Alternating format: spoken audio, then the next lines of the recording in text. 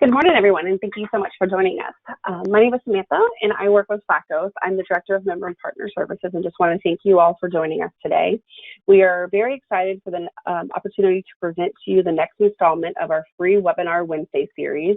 Today, Salient is presenting The Proof in the Pudding, Part 1, the Wellness Visit. With that, I would like to introduce to you Dr. Gray and Amy Notch from Salient. Well, let's talk about the proof in the pudding. The proof is in the pudding. And in fact, this 14th century proverb, the proof of the pudding is in the eating, was not always referring to the sweet treat as we might think of it today. Nonetheless, this ancient proverb is applicable today.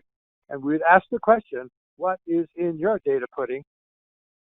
And so presenting today is, as you know, is Amy Koch, the lead business consultant with Salient Healthcare. I'm Dr. Craig Gray, Chief Medical Officer. Salient Healthcare is a performance improvement company providing analytical tools designed specifically for ACO success. Our focus today is annual wellness visit, and this annual wellness visit focus today is for maximizing the quality and financial success that can come by the full and complete utilization of that process within the ACO. So let's begin our conversation. And we're going to ask a number of probing questions that will help open up the ACO for our conversation. So the questions are, how many listening ACOs provide to the physicians actual data on the key performance indicators? Now, remember that the KPIs, key performance indicators, are the CMS metrics that measure the quality that's successful for the ACO. Another question is, how many listening ACOs this morning calculate actual savings based upon the key performance indicators? In other words, do you know who is helping or hurting the ACO? And the next probing question is, how many listeners use your data performance management tool to conduct case studies to help guide providers to success? And in other words, using your data to influence the outcomes of providers that need help and encouragement. Now, we have a singular goal here. And our goal today is to begin to peel back the data onion to show how administrators and medical directors can drive change using your basic data resource, which is the fundamental CCLF. Nothing fancy beyond that. And the proper use of this simple data resource can lead to significant financial and quality success. Oh yes, earned shared savings help pay for the hard work needed to generate better outcomes and higher patient satisfaction. Now, the example under our microscope today is how the AWV can improve patient and physician satisfaction, support continuous attribution, and improve and increase clinical quality scores. So, the annual wellness visit. The first in our Proof is in the Pudding series, and we're going to ask the question, why the AWV? Well, the answers can be fairly clear to us. Higher reimbursement, anywhere from $130 to $150, depending on what metropolitan district you live in. But also, it contains 1/3 of the GPRO quality measures, which is just as important as financial improvement in the overall management of the ACO. Now, we know that. It also assigns accountability to the provider delivering the care, and therefore supports attribution, which becomes increasingly important. So, beyond the classical history and physical, the AWV can engage patients in shared savings decision-making. It can help as an opportunity to create a care plan with the patient or the patient's caregiver. and it's a chance to educate on emergency room utilization, or to emphasize or underline the importance of the transitional visit if and when hospitalization does occur. The AWV is an important key performance indicator that makes sense on its own, and furthermore, the AWV can demonstrate actual positive change, leading to shared savings, as well as making the ACO more attractive to other payers. And that is going to be of increasing importance in the future as the community ACO expands to care for the entire population of the community. Now, why Salient? Why Salient? Salient's vision is to be an active part of the solution to problems facing ACO administrators and physicians every day. Salient's performance improvement tools help clients to gain valuable insight in the root cause of success so it can be repeated, or problems so they can be avoided. We guide the use of data to measure performance continuously, leading the ACO into becoming a high-performing, data-driven, triple aim organization. So, in other words, when you are able to show with data how each physician can improve against their own data, comparing themselves with themselves month over month, quarter over quarter, the pudding will be sweeter. So let's lock in on how the correlation of the AWV fits into the wellness score and to the quality performance metrics. Then we're going to take a look at the AWV and the correlation with the patient retention and attribution, equally important. And finally, how a measure of financial success correlates with the AWV completion rate, and how that fits for the individual practice, and how that matches up for the organization. Let's take a look at some real measures. Amy? Thank you, Dr. Gray. So the first area to prove is, does it truly reimburse providers at a higher rate? We can show our providers exactly what the cost proposition is for them to make room in their busy schedule to accommodate this type of visit. If a physician doesn't have an extender that can focus his or her efforts on the wellness visit, then they need to potentially replace some of their regular visits, their E&M visits, with this wellness visit. And they need to understand that changing the workflow is going to benefit them financially, as well as their patients with better care. It's simply better business and the foundation of population health. Here are some snapshots taken from the Salient Dashboard Miner, or what we call our dashboards, that show the average allowed amount of the wellness visit for this ACO, as you can see on the left side of our screen. That number is then multiplied by the amount of beneficiaries without the wellness visit. We're looking at the ACO on this right side, and you'll see without the wellness visit, there are 3,900. Multiplying these two numbers comes out to about over $500,000 left on the table. Now, this is done on the ACO level, but we're able to break out the ACO into its various TINs or NPIs, depending on your organization and how you'd like to do the calculations.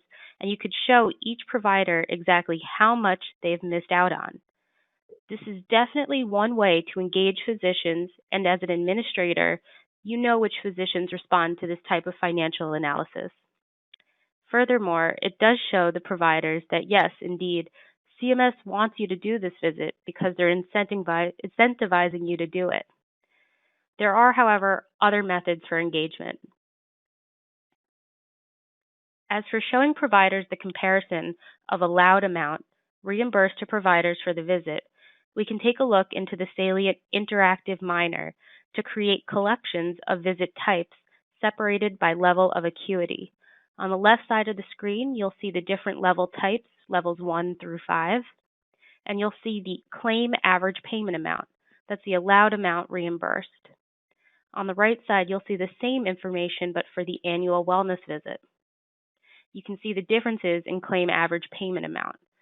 So the AWV is showing $134.50, while a level 5 visit, which, how much effort and energy goes into doing a level 5 visit and documentation, that comes out to $124.71.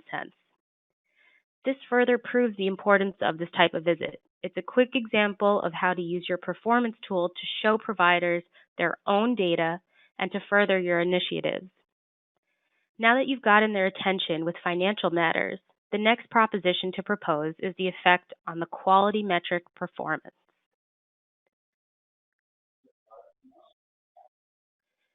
In this analysis, we aim to prove the correlation between the rate at which the annual wellness visit is completed versus the score received in G-Pro categories that are covered within the wellness visit.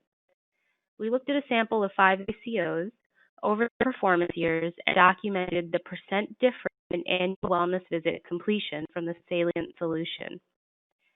We then took the publicly reported G-Pro performance for those ACOs and plotted the scores from the 17 different metrics involved in the wellness visit. The assumption is that you will do well on metric compliance when it comes time for G-Pro reporting, and in fact, this analysis does prove that with an increase in wellness visit completion comes increased G-Pro performance, as indicated by the overwhelming green color you can see on the screen. For anonymity and privacy purposes, we did not post the wellness visit completion rate scores for the ACOs. However, you can see a steady increase in visits that show you that they all had room for improvement, but a steady increase has been a goal of theirs since their start. This type of analysis is at the high-level ACO data, but as you report G-Pro metrics and you're able to save compliance on a TIN or NPI level, then you can actually drive accountability down to the individual provider levels. And with the Salient system, this is exactly what you need to do.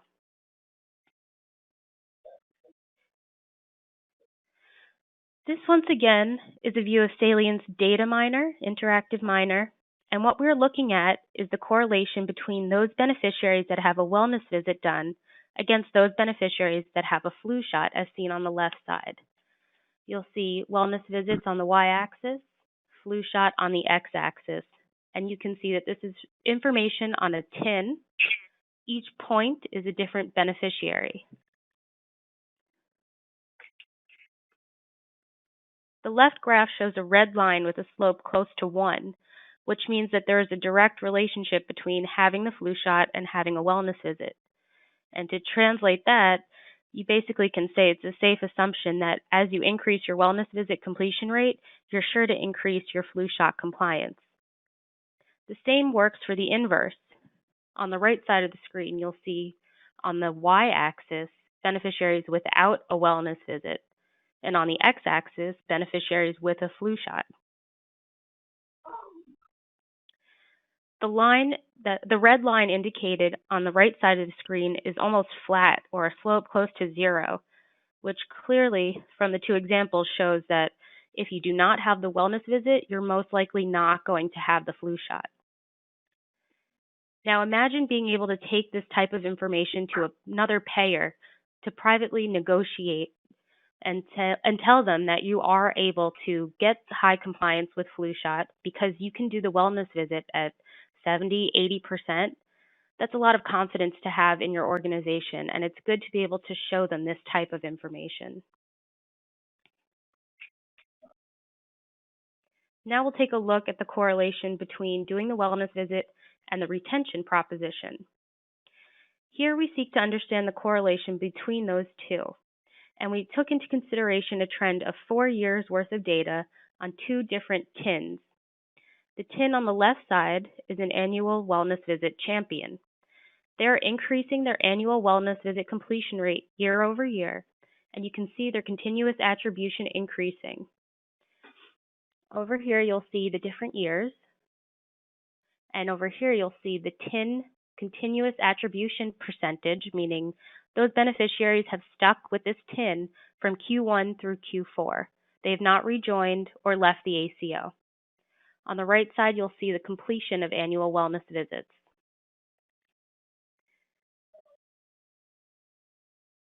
So the tin on the left is increasing their annual wellness visit completion rate year over year, and you can see their continuous attribution hovering in the 90s. This is ideal for a tin to show just how sticky their practice truly is. Patients see this provider and stay with them throughout the year, and a lot can be contributed to the annual wellness visit completion. Sure, there are confounding factors between this correlation, but it definitely helps with setting up the care plan and understanding a patient's history. Mentally, you're telling the patient, I'm your doctor and I'm here to help you. And this helps to garner trust and further supports the physician-patient relationship. Now look at the right side tin. This provider is doing annual wellness visits at a significantly lower rate, and the continuous attribution is dwindling. Both tins have quite a bit of beneficiaries attributed to them, but the one that holds them the best with less churn is the one that has a better chance of attaining shared savings. What is the cost of a new patient? Studies show it could be close to 20 times that of a patient that has been under care consistently with a single provider. Hitting this key performance indicator by means of the annual wellness visit is going to help the ACO's bottom line.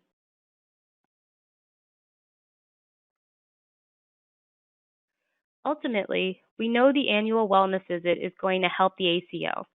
It is going to reimburse providers at a higher level, which proves its importance, especially coming from CMS, but other payers want providers doing this visit as well. Increased provider revenue is always a plus. Show this data to your providers, show them how much they can make from doing this visit and how much is left on the table by not doing it. It is sure to spark some conversation. And if you're a part of a hospital group, ensure all RVUs are aligned appropriately. We also know that a third of the required quality metrics are covered by the annual wellness visit. This is going to calm the nerves of administrators undergoing audits. If you can confidently say 70% or more are completing this wellness visit, then you know exactly where to find the details.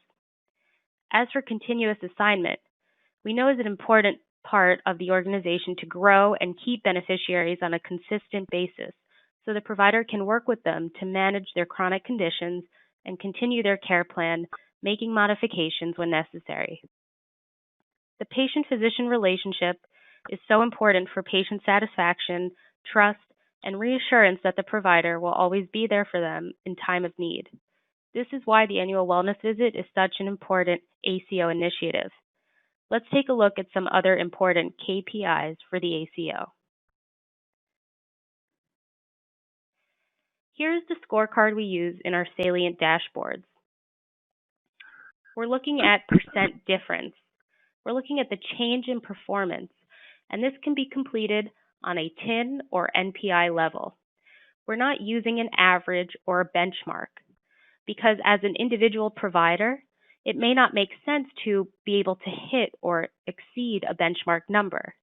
When you want to set goals for various providers, make sure that they're reasonable, something that they can hit. So by showing them percent difference in their individual performance, they're able to move the mark at a much faster rate that's more reasonable to their own numbers. Here are the different key performance indicators. The first being spend. Obviously, you want to decrease spend. It's a big ACO goal. Next is your risk scores or your HCC scores. You want those to be appropriately coded to match your population as best as possible. Wellness visit completion rate, which we talked about today. Continuous attribution. We then have percent of beneficiaries with in-network primary care visits. Now, this is a really important one. CMS says that at least 7% of the population has one or more chronic conditions. So a primary care physician should be seeing at least 70% of his or her panel each quarter to practice population health and manage those with chronic conditions appropriately. No longer can a provider only see patients when they're sick. Doctors cannot take on risk if they practice this way, and that is why this KPI is so important. It is truly a great measure to see if the providers are changing the way they practice. Next, you'll see different utilization metrics. We have ER per 1,000, IP per 1,000. Those are common metrics for all organizations, as well as the percent change in inpatient readmissions. All key performance indicators are important to move the needle from the provider level all the way to the ACO level to attain shared savings and improve the care of beneficiaries across the board.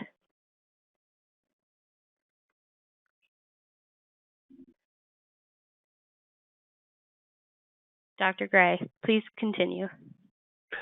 Yes. No, there is no question that doctors and administrators alike want to see better care for the people in the ACO. The ACO is a part of the community. So make your data solution work for you. Make it work for you to illustrate and clearly display the CMS prescribed key performance indicators. There's no hiding behind the average in an ACO when you compare yourself with yourself. The incremental improvement of each provider helps to carry the ACO to quality and financial success. That means shared savings and the lifeblood to continue in the future. Oh yes, and by the way, patients do get better care. Now, a successful AWV completion rate is an active demonstration of a high-performing organization. You saw that 70% or greater can lead to the GPRO completion rate, and as a result, successful quality scores that will lead to shared savings.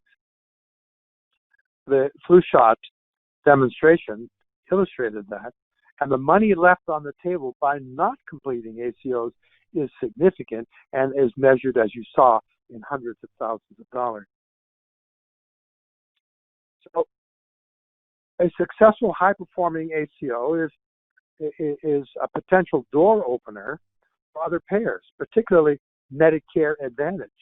And coming up soon is Medicaid ACO. And in fact, we're already working with a Medicaid ACO in the central part of our country. So eventually, all your patients that you see within your community will be part of the ACO. I'm sure that you can see that in the future because, in fact, the ACO is a community-based organization. So the AWV is just one example of a methodology that leads to both financial and quality of success. So stay tuned for Proof in the Pudding Part 2 coming up in April at NACOS, where we will explore additional ways to use your data to engage success. So we're going to conclude our conversation and open up for a few questions as they may be. Amy, Dr. Gray, I am not seeing any questions at this moment. I'm assuming you answered them all. If you do have questions moving forward, please feel free to reach out to myself, Dr. Gray, or to Amy, and I know that one of the three of us can definitely get those questions answered for you. Amy, Dr. Gray, did you want to add anything else before we finish up? Well, this is C. Gray. I just want to thank you for the opportunity to, again, focus on the annual wellness visit. It is it's just one of many elements that can lead to a successful organization serving a community of people. Awesome. Thank you. Amy, is there anything you wanted to add today? Nope. Thank you very much for listening. Thank you both to Dr. Gray and to Amy today for taking the time to present this wonderful information. And thank you to everyone for participating in today's webinar.